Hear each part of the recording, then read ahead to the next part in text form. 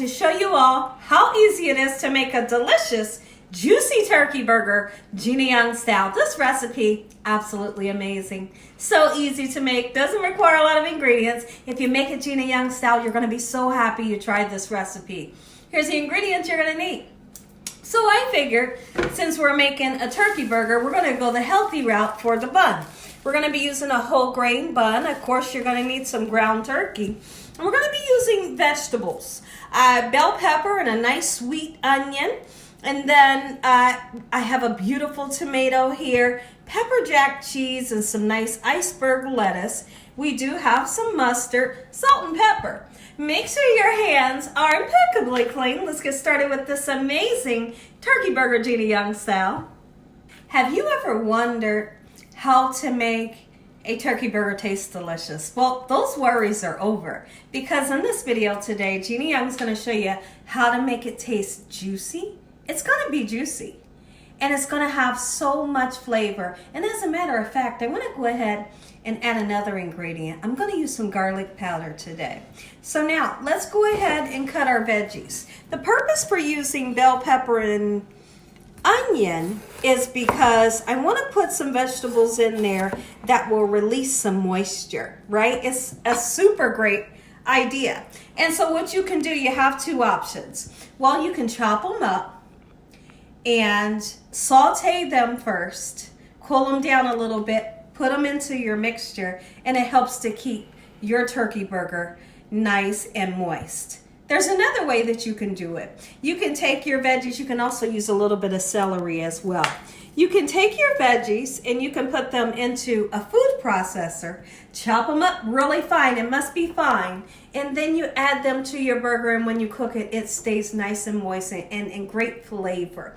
Okay, so those are just two ways. Like anytime I make a turkey burger, I have to do it that way, because as we know, ground chicken and ground turkey, it can be kind of dry sometimes. So that's my trick to make it juicy, and it's a promise when you make yours, it's gonna be packed with flavor, gonna be so juicy and delicious.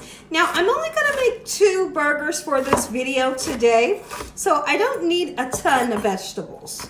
Okay, so what I do want to do is get these vegetables as small as I can. We don't want big, huge pieces in our recipe. Okay, so if you take a look over here in my pan, I have just about a tablespoon, maybe a tablespoon and a half of oil that I'm going to be cooking these peppers in.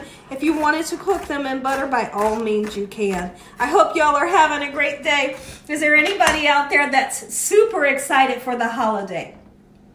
Are you getting ready for the holiday? Are you using one of Gina Young's holiday recipes that's on my holiday playlist? Listen, there's a lot of people that don't know that I have a holiday playlist. It has a ton of foods that you could choose from that you're going to definitely want to put on your dinner table for the holiday. This is not a holiday recipe, but I figured my family wanted turkey burger, so why not turn it into a video? Bell peppers into the pan, just like so, and then we'll start on that beautiful sweet onion. So let's go ahead and cut into our onion, but I also want to talk about something. So if you're going to put the vegetables into your burger, we must talk about this. Now, if you use a food processor and you can turn this, you know, you can chop it up very well. Yes, you can put it into your meat raw, but that's the only way that I would suggest that you put it into the meat raw. Otherwise, you want to cook it a little bit, okay? If you don't chop it up very, very, very fine, it must be cooked before going in, because it's going to be raw. Turkey meat and chicken meat, it tends to cook a little bit faster, okay? And by the time your burger is done, your veggies wouldn't be done, right? If you just chopped them up without mincing them really fine, okay? I think y'all get the gist of what I'm saying. So let's chop up some onion, and really I don't need a lot. So I'm just gonna, just like so, getting ready for the holidays. I'm super excited. Have you all had snow yet? Is it snowing where you live? That's the question of the day. Is it snowing? Have you had snow? Have you ever seen snow? All right, so now that I have my onions nice and chopped up, into the pan we go, and then we're gonna season up that meat Real good. Let's go ahead and season. Garlic powder, and I'm going to use a nice amount of it. All right, took it. We're going to go in with some black pepper. All right, and then we're going to put some salt. If you cannot use salt, just simply leave it out of the recipe. This is sea salt that I like to use. There we go. Okay, and then we're going to go in, and I want to patty this up. But one thing you're going to notice when I patty up my burgers, I always like to take my thumb and push like a dent in the middle of the burger so that my burger doesn't go up like this. Ever made a homemade fresh burger and when you cooked it, it said whoop? I don't like that. I don't want a big burger that's this thick. Okay, I like my burgers to be, you know, kind of like this. And so I'm going to always push that little dent in the middle. It prevents your burger from swelling so much. So my vegetables have just now begun to cook because I didn't realize I didn't have the flat top on. So it's very important. My grandmom told me years and years ago, it's very important not to handle this meat too much. Don't mix it too much because the heat of your hands will make the meat nice and dry, and we don't want that. And so I try my best just to get the ingredients mixed in really quickly, just like so, and then begin to make up my burgers. Okay, so we're just doing 2 today. I tell you what, this smells so good. Only thing we have in it is our turkey meat, salt, pepper, and garlic powder. The onions are beginning to smell. I can smell the bell peppers, and I'm super excited for this recipe. Let me know, are you the one that struggles with making a juicy, flavorful turkey burger?